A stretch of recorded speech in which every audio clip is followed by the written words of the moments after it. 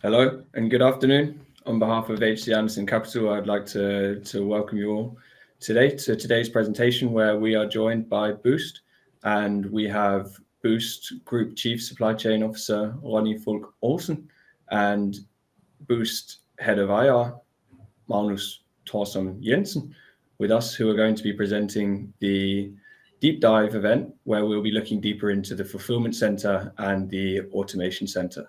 So before we start, I'd just quickly like to remind everyone that you can ask questions in the chat box below the presentation slides, and we'll take them either at the end or during the presentation. But that's everything from me. So I'll pass over to Ronny and Magnus now. So over to you. Thank you so much, and hello to everyone who have joined in here. We are excited to share some more information with you in terms of our logistics activities, I would call it, which includes our fulfillment center and also our distribution activities. So I will give you a run through of what it is that we're doing. What is it? What is the space we handle it on, the kind of automation that we have installed, and how we run our daily operations. But of course also give you a look into what it is that is our priorities for the coming years and what our main tasks are. So let's kick it off here a little bit with some numbers. We are located in Sweden with our fulfillment center, a little bit north of Helsingborg in Indholdet.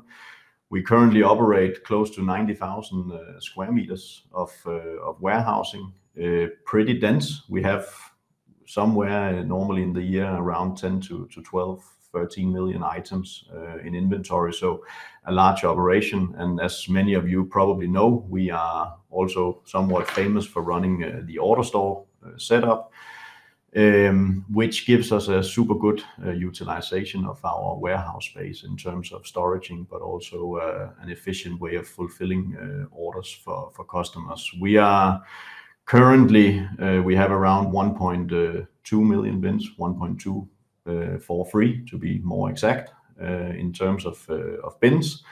And it is a system where, for those who don't know, with 16 plastic bins topped on each other, and then you have the robots digging and taking the bin to the operator. So super good system. What we have done also to operate this system efficiently and to get a lot of flexibility into our setup is that we have developed our own warehouse management system and also warehouse control system, so how we control the robots running on top of the grids. And this gives us a huge degree of flexibility again, and a very fast time to market, so to say, when we come up with new ideas. So in-house developed, in-house maintained, and something that we are super happy with. Of course, also when we look at a fulfillment center in general, some of the discussions always is, is it an operation that is, it has an environmental impact, and there's a lot of focus on returns. We run everything out of Indholdet. That means all the goods from the brands are delivered at the warehouse. We store them there, we ship them there, but we also handle the returns there. So everything is handled locally. And of course, we take advantage of the high volumes that we have to utilize the trucks to the best possible degree. At the moment, it's easy to think sometimes when you see the pictures that the robots, they handle everything. They don't, and there will probably be many years out in the future before that will eventually happen. So today we are around 450 Boozt employees at the warehouse. 420 of those are working on the floor in the operation, and around 30 are connected to, you can say, administration and also specialist tasks. That was a quick introduction to the overall parts. If I look a little bit into how, for me and also ultimately the company, how is it we measure our success over the coming years? What is it that we are putting all our focus and efforts into? The first one is, first and foremost, I could say, is capacity and competences. And what do I mean about that? Boozt has been and is still a fast-growing company, growing well above the market trends. And of course, in order to handle that growth, we need more goods every year. We have also expanded our assortment, and we continue to do so. So today we both do the classic fashion in men and women, but we also do the kids, sport, beauty, and home. And we are constantly also developing within those segments. And that, of course, requires capacity every year to handle this increasing volume, both of incoming goods, but also the number of orders we need to fulfill. So we cannot, so to say, the logistics become the bottleneck for Boozt in terms of how fast we can grow. But of course, it's something that we are closely monitoring, balancing together also with our commercial colleagues and our buying and merchandising team. So we have just the right amount of capacity. But sometimes it's a stepwise journey. We will increase capacity more than we actually need, and then we will grow into that. And when I talk about competences, of course, it's a mix between automation, new technology, but also very much in terms of people skills. So I will come back a little bit to that in terms of the cost leadership and also point number 2 here. And when I see point number 2, and what I mean by that is the preferred workplace for logistics professionals. It means we want to create a super interesting environment for logistics people, no matter if you're doing a pick and pack, if you're driving a truck, or if you are a logistics engineer looking into very advanced automation operations. Boozt should be the player that you look to where you want to work, because you will get a lot of, we normally call it trust, freedom, and responsibility, but you also get the option to be part of a fast-growing company where we have I would call it fail fast culture. We want to do a lot of things. We want to have a high speed. That means sometimes you make an error, but we will quickly change that. And so it's a fast-paced environment, and we also want to create a lot of opportunities for people. And the latest example I can give you, which went live this month, is that we have in-housed the maintenance part of all our automation. That means the robots running on top of the grid, the ports, the chargers, it's the conveyor bands, it's a lot of these things that keep the warehouse flowing. And we have now taken that over with our own internal team. So that's another career path, also more specialized, that we can now offer at the warehouse. And the good thing about insourcing also, if you're able to handle the job, is that you will also save money, because at the end of the day, it is more expensive to have a third party involved. And that's also the last part, of course, that cost leadership. We need to be able to handle our volumes more and more efficiently every year. There's new technology coming all the time. We need to be able to take that in and convert that to something that can help us with minimizing touches or increasing productivity or quality towards our customers. And we have a goal longer term to go to around 10% in the fulfillment cost ratio, which also includes the distribution for Boozt. And last year we were around 10.6. So it can seem like a small little bit we have to do with the 0.6, and I'm also I'm super confident that we will get there. And I also believe over time that technology can probably take us even further than that. So we chase that all the time, and it is a beautiful combination, so to say, between human and machine. As I said earlier, we will not be able to replace good logistics professionals on the floor with robots. We have a super complicated operation. At the end of the day, we handle a huge amount of items and a huge amount of different items in terms of size and feel, packaging material, etc. So we still need to have people involved in our operations. What goes across all this and what dictates a lot of what we do is also our customer delivery promise. This is something that we believe is a competitive advantage. At the end of the day, we are located centrally in the Nordics, and that means that we can reach the majority of our customers in Denmark, Sweden, Norway, and Finland within 1 to 2 days from ordering. This is something that we know with our larger competitors is something they have difficulties to replicate because of the setup they have. So we think here that we can actually make a change, and this is always what we have in front of us. So we can only, this is the thing that we can't change. The 1 to 2 days is something we need to live up to, and of course you have to take that into consideration when you're thinking about how much cost should I take out of the system. So super important, and something that every employee, every colleague at the warehouse, they are aware of. The customer is like for many businesses, at the end of the day, the boss for us. And I will also show you in the end actually that the fulfillment and distribution operations in Boozt, they make a huge impact on the consumer, and it is very important that we keep that in mind. If I look into a little bit in terms of expansion, I will also share some more details. We have now shared a path going forward for the next couple of years, which for most was a pleasant, positive surprise, that we will spend around 500 million Swedish over the next 3 years to expand our capacity with up to around 15 billion in net revenue. So that is approximately twice the size we had last year. So it consists of many different things, and it is not only about creating capacity, it is also about increasing productivity, so we can get to the 10% in fulfillment cost ratio. So there's some things that we will do differently. We had some external and also discussed internally that we would spend a lot more money. We would move to a new big site where we could start from scratch with a blank piece of paper.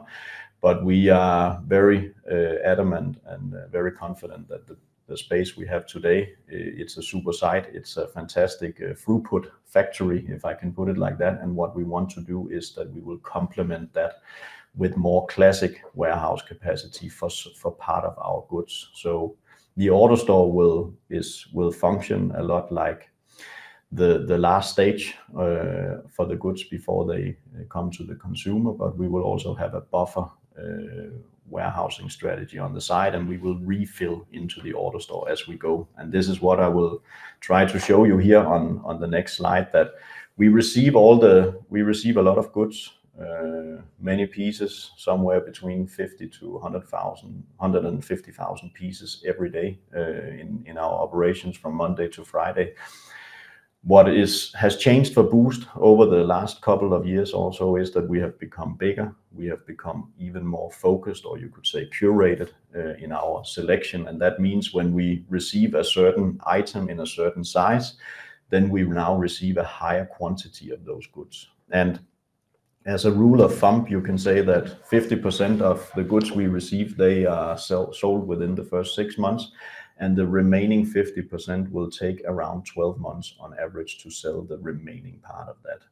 So that means, of course, that we need to store these items for quite a while, and we don't necessarily need to put everything in the AutoStore when we receive it, because AutoStore is fantastic for, I would say, short-term storage, and of course the fulfillment of the goods when the customer has ordered. But if you want to use the machine as a long-term storage, it will actually become quite expensive from my point of view. So we want to utilize that to the best possible extent. And the reason why we can do this is that if we look at our AutoStore today, you can say you have a storage capacity and then you have a throughput capacity. So how much can you produce? And the fact is that we run out of storage capacity in the cubes before we run out of throughput capacity. So this is why we have changed the strategy a little bit, and that means we will go to a central inbound hub. When we receive the goods, we will see that based on a logic, of course, we will then separate the goods into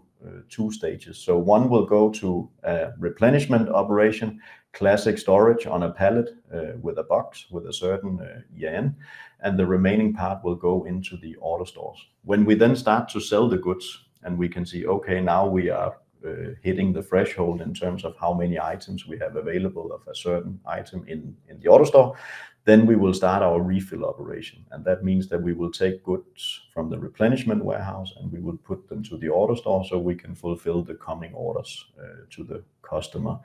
And this is what enables us to, you could say, increase the return on invested capital on the current investments we have done into AutoStore, that we will simply build a more traditional and also more cost-efficient setup on the side with a replenishment warehouse. So super exciting, and this is already something we do today, but in a very small scale, and we see that we have quite the potential here.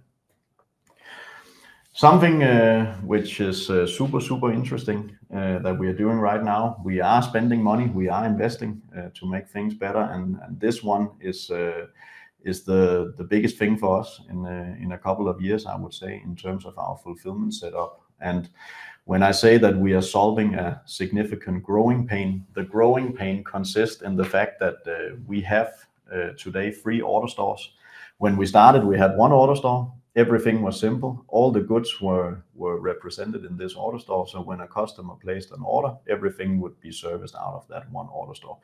Today, when a customer places an order, there's a risk that a pair of jeans is in order store 1, a t-shirt is in order store 2, and maybe a perfume in order store 3 that the customer wanted. Then we need to consolidate these items into 1 order store before we can fulfill the order. And that means more touches and of course more labor cost at the end of the day. So this is a sort of an unnecessary thing to do, but we need to do it in order to fulfill the customer order. So what we have done now, and I think I'm correct when I say it's the first in the world, is that we have connected all 3 order stores. So we are doing it as we speak with the conveyor bands and transfer cells, and that means that a robot will take a certain bin from order store 1 as an example, and they will go to a transfer cell, put it down, it will go on a conveyor belt and transfer over to the relevant order store so we can fulfill the order. So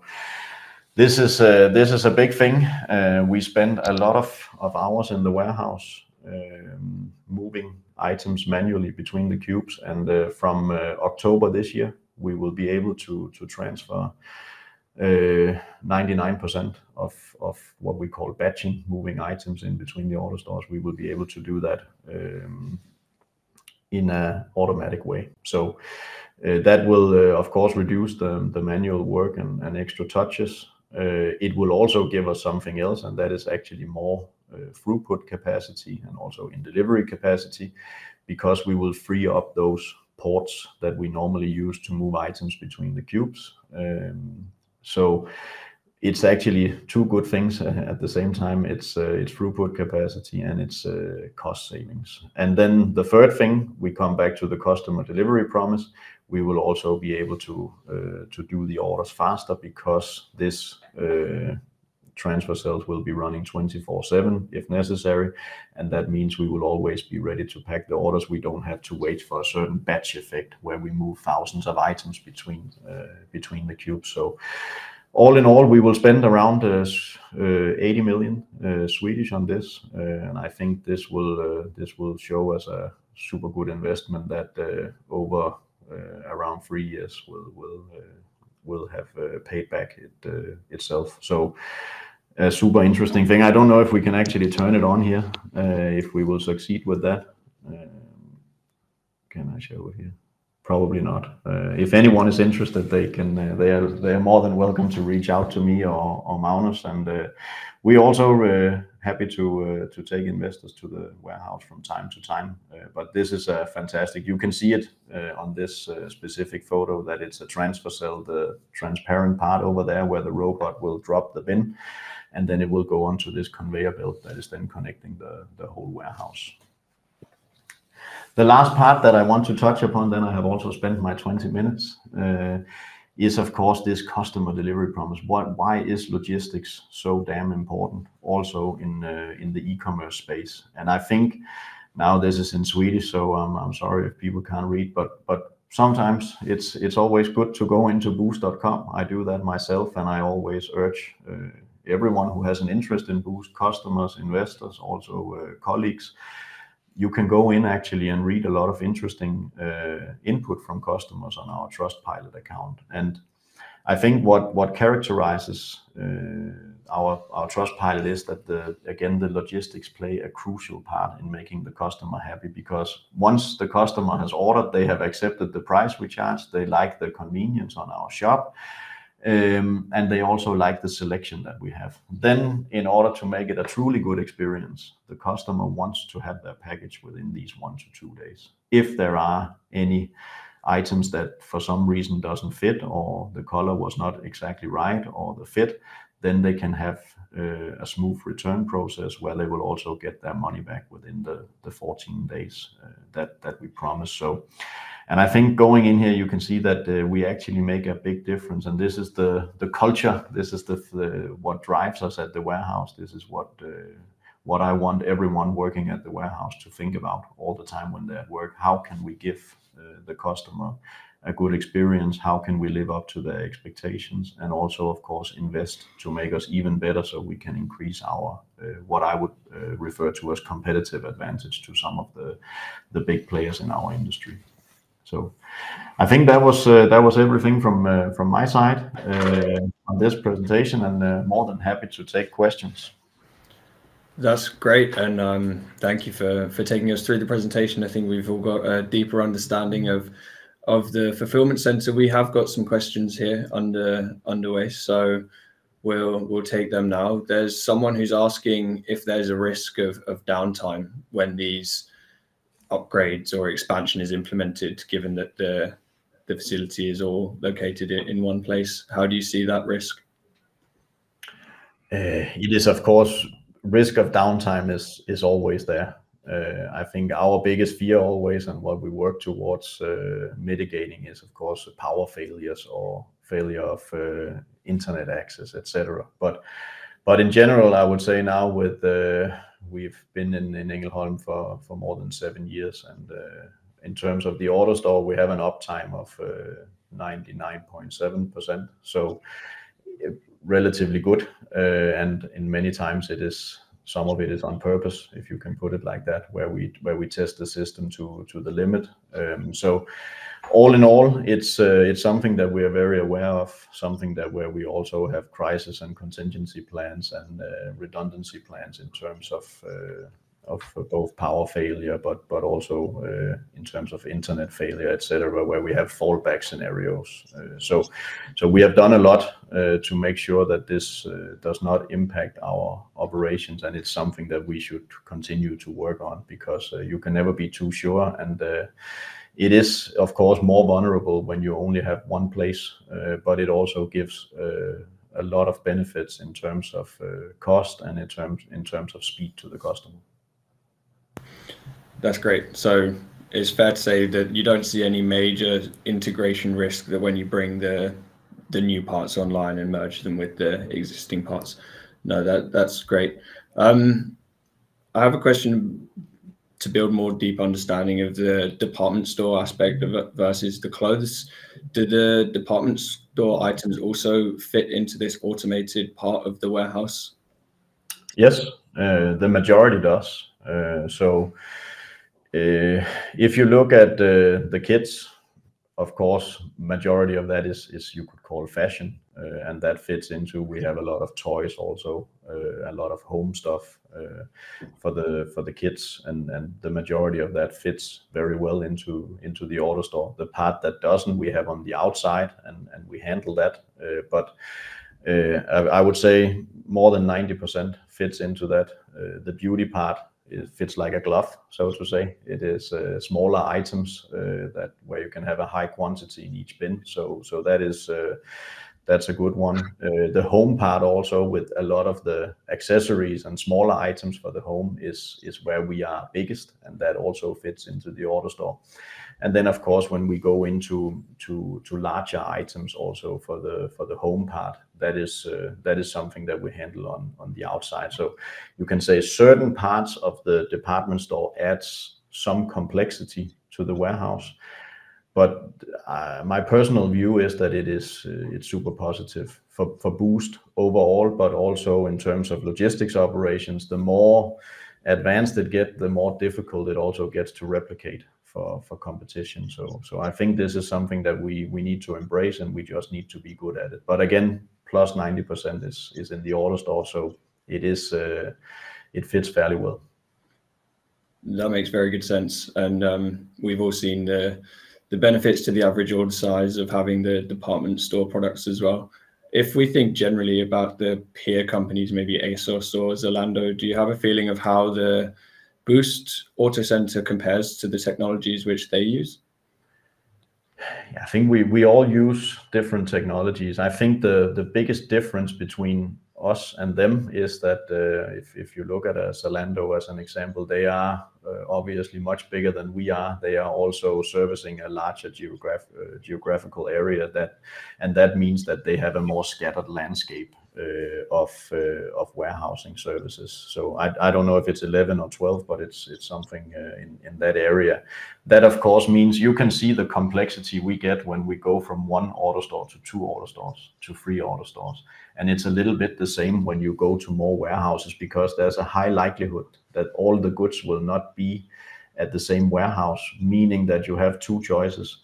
Either you do an internal consolidation between the warehouses and then you lose time towards the customer, or the second option is that you do split fulfillment, so you send 1, 2, 3, 4 packages to the customer, and that obviously increases the cost for packaging material, for handling, fulfilling the order, but also the distribution cost at the end of the day. So it makes it more complex, but obviously at the end of the day, there's a certain, if you want to service all of Europe and you have a very large company, then that can ultimately be what you need to do. And we are focusing on the Nordics. We also service outside, but the vast majority of what we do is in the Nordics, and we only have 1 warehouse. So that is, I think, the biggest difference. And maybe I can add, so that's our part of it, but on the customer side, I mean, if you get it a day later or maybe 2 days later because they wait to consolidate before they ship, or they send 4 packages instead of 1, that's both things that's not good for the customer experience, and so in that way we believe we are especially in the Nordic area much better than Zalando in meeting the customer's experience. That makes very good sense. And you mentioned a little on the 1 to 2 day delivery promise. Is that just in the Nordics then, or can you also offer that in the German or the further more Eastern European markets? We can do it in a good day, but we don't promise it. So in some of those markets, it depends 2 to 3 or 3 to 4 days, depending on distance. But of course, as we grow larger, you are also able to service those markets more efficiently. And that comes back also a little bit to the distribution part. How many pickups do you have? Can you fill the trucks, etc.? So today we are more living up to market standards outside of the Nordics, where in the Nordics, which is 90% of our business today, we are among the best, if not the best, in terms of delivery speed. That's great. And we have got a question here asking why you opted to expand in Sweden and not other markets, but I think we've covered that quite well. So I think we'll move on. There's a question here about the capacity increase. So the slide, I think it's slide 3. I'll quickly go back to it where we show, there we go. So an expected 50% capacity increase. How does this translate to revenue potential? Do you also expect that this can then lead to 50% increase in revenue potential, or will this number be higher given you've mentioned efficiency improvements as well? Yeah, so you could say it is a 50% increase in revenue also. So you go from the 10-11 billion in net revenue that we discussed at our Capital Markets Day in 2023, and then it's now up to the 15 billion Swedish, and that would be with an expansion with 1 auto store, so to say, and then it will also be with this buffer warehouse on the side. Then next to that, in terms of cost, you could say the thing that we want to do. I think the goal is in 28, but I will probably be happy myself if we reach it before. So I think within these 3 years we should be able to get down to the 10% also. So you will both get productivity gains out of these investments, but of course also you will get better utilization of the current AutoStore setup. But you will also create some more classic old school capacity, so to say. That makes good sense. And if we look at the current guidance for this year against the capacity, we see that it's under the capacity, and that's of course because you can't run at full capacity all the time with the changes in demand. And Q1 is typically a weaker quarter than Q4. But my question is, in Q4, are you then running at max capacity at the moment, and are you then leaving something on the table that you can already see if you have these expansions? I don't think we will be running at full capacity. When we look at storage, we will be close, probably. If we look at throughput, then we still have some options and some free room, so to say, to grow in the coming years, especially also with the transfer cells coming and freeing up some ports that we today use for the meaningless, so to say, batching between the cubes. So I think in that sense we're good. And then what we also said when we came out with this 3-year plan is that we will take some additional warehousing space, and this is something that will be available next year before the autumn winter peak, and that will give us the storage capacity we need in terms of growing for the next couple of years. So, and then the next investment, you could say, will be that AutoStore, the next one when we run out of throughput capacity. And that, of course, it depends on growth. It could be in 1, 2, or 3 years, depending on how much we grow. That makes very good sense. We have a few more questions here. We have a question, the next slide, where we looked at the investments for 2024, the 80 million Swedish krona. Is that going to be part of the 500 million set aside for 2025 to 2027, or is it separate? Yeah, it's paid for this year. I think we have the guidance this year is around 150 to 250 million. We have guided for this year in terms of capex, and this is part of that. Yeah, that's part of that. Great. We have another question here, which we have touched on, but it says, what are the pros and cons of having only one fulfillment center, and does it give you a cost or logistic advantage compared to peers? Yes, I would say that the benefits they outweigh the negatives, if I can put it like that. And it's much back to the discussion we had before, that you have to make a compromise if you run more than one warehouse, or at least if you fulfill out of more than one warehouse. And that is, of course, do you want to reduce the speed to the customer by doing the internal consolidation, moving the goods around between the warehouses so you can fulfill an order? Or do you want to increase your cost and also lower the convenience for the customer? Then you need to ship free packages. It costs money every time someone has to touch the product.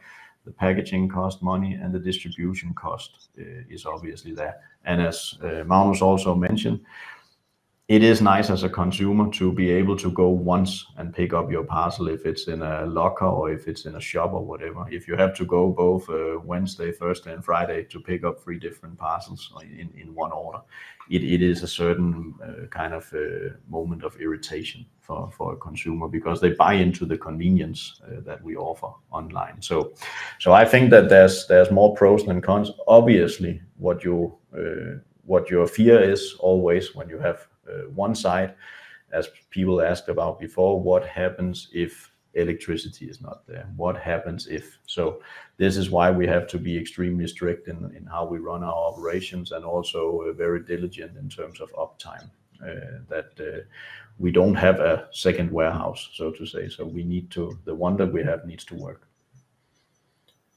That's perfect. I see that we're out of questions and also out of time, so suggest that we end the presentation here. But a massive thank you to Ronnie, and to Magnus for taking the time today, and for everyone who's joined us. And I'm sure we've all learned something about the Fulfilment Center.